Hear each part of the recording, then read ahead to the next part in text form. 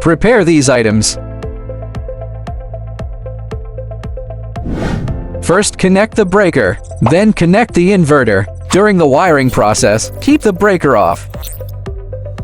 Connect the PV interface. Pay attention to the positive and negative poles. The red line is the positive pole, and the black line is the negative pole. First, connect the breaker, then connect the inverter. During the wiring process, keep the breaker off.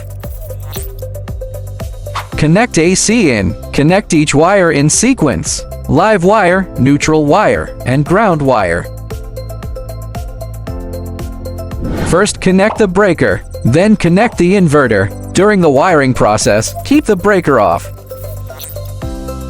Connect AC out. Connect each wire in sequence: live wire, neutral wire, and ground wire.